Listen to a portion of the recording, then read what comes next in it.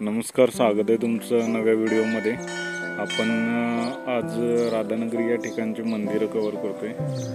3-4 मंदिरं कव्हर केल्यानंतर आता आपण आलोय चक्रेश्वरवाडी येथील मंदिरामध्ये। पाठीमागे बघू शकताय, इकडे आहे चक्रेश्वरवाडीचं महादेव मंदिर आणि याला पुरातन वारसा लाभलेला आहे। आणि इथं याची समोरच आपल्याला दीपमाळ बघायला मिळते, जेमतेम 20 फुटाची आहे। तर चला आता आपण खाली जाऊयात। नवीन जर कोणी चॅनलवर आला असेल तर त्यांनी सबस्क्राईब करायला विसरू नका। या बाजूला आपल्याला इकडे गहिनीनाथ मंदिर दिसते। तर आपण जाऊया या मंदिरामध्ये। मंदिराचं कळस दर्शन आपण इथूनच घेऊ। हे जे मंदिर आहे तर हे पूर्णपणे पुरातन मंदिर आहे आणि खूप रहस्याने दडलेलं असं मंदिर आहे। तर काय आहे ते आता आपण आतमध्ये जाऊन पाहूया। इकडं आहे तुळशी वृंदावन। चला आता आपण आतमध्ये जाऊयात।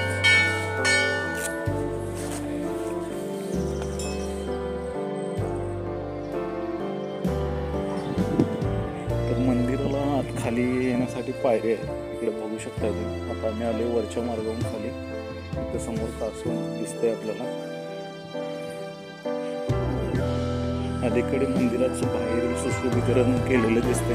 आता आपण पहिल्यांदा मंदिराच्या बाहेरची बाजू बघूया। समोरच्या बाजूला आपल्याला इथं नंदी पाहायला भेटते।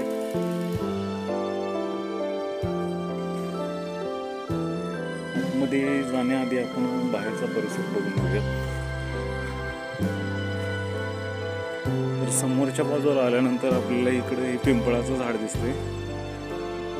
त्याच बाजूला इकडे छोटी मोठी मंदिरं आपल्याला बघायला मिळतात।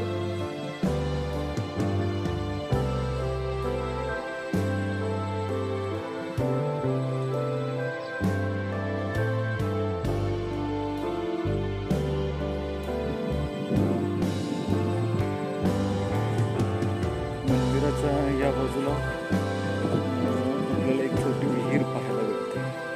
तर बघू शकता या मंदिराच्या आतमध्येच आहे आणि हे ठिकाण तसं खूप उंचावरती असून सुद्धा इथं पाणी आपल्याला पाहायला मिळते। या विहिरीत येण्यासाठी इकडे पायऱ्या दिसतात आणि याच ठिकाणी दुसऱ्या ठिकाणी गेल्यानंतर आपल्याला इकडे गुहा बघायला भेटते। तिथंही असंच आपल्याला रहस्यमय ठिकाण आहे। त्या मंदिराचा आणि त्या ठिकाणचा काही ना काहीतरी संबंध आहे। आता इकडे बघू शकता, इथं आपल्याला इथं नागदेवतेची विरझळ बघायला मिळते। अशी ही पाषाणातील ही खूप पुरातन अशी विरझळ आहे। आतमध्ये इथं हे मंदिर बघायला मिळते। आतमध्ये सुद्धा आपल्याला बरीचशी शिल्प बघायला भेटतात।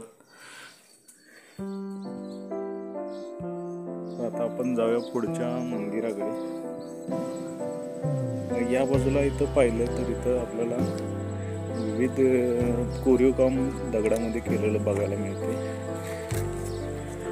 आपण पाहू शकता हे जे याला आपण विरझळी म्हणतो ऐतिहासिक भाषेमध्ये। तर अशा पद्धतीच्या या विरझळी आहेत आणि या ठिकाणामध्ये इकडे भाग बघितला तर तुम्हाला समजेल, इकडे सगळा उंचवट्याचा असा भाग आहे। आणि हे मंदिर हे उंच ठिकाणी एकदम टॉपला आहे, डोंगराच्या टॉपला असलेलं मंदिर आहे। आता थोडं संध्याकाळची वेळ असल्यामुळे थोडा व्हिडिओ ब्लर येऊ शकतो।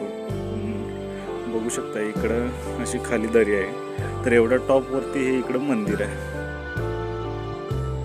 तर ह्या भागामध्ये आजूबाजूला जी शिल्प सापडलेली आहेत किंवा या जुन्या मंदिराचे अवशेष किंवा या ठिकाणचे जे पुरातन अवशेष आहेत ते आपल्याला या मंदिराच्या जवळ पाहायला भेटतात। तर इथले अवशेष आपण पाहूयात थोडा काळ। आता इथं बघू शकता, इथं आपल्याला अशा असंख्य शंकराच्या ज्या पिंडी आहेत त्या आपल्याला या आकाराच्या रचनेतल्या बघायला मिळतील। चला तर आता आपण पुढच्या मंदिराकडे जाऊयात। मंदिराच्या भोवताली आल्यानंतर हे बऱ्याच विरझळी इथं सापडलेल्या ठेवलेल्या आहेत। इथं पाहू शकता तुम्ही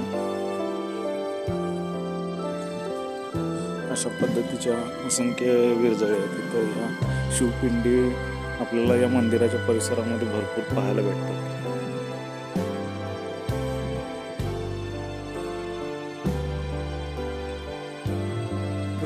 हा काही अलीकडचा कळस नाही तर खूप पुरातन असा कळस आहे.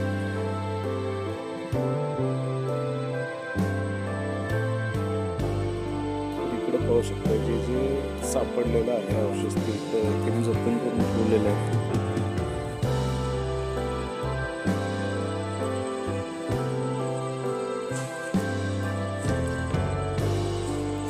इकडेही बघू शकता आतमध्ये असं शिवलिंग आहे.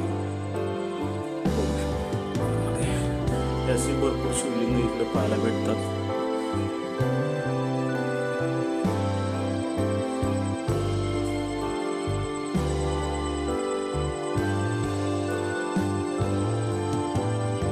इथं पाहू शकता अशी छोटी मोठी अशी असंख्य मंदिर आहेत आणि पुरातन अशी ही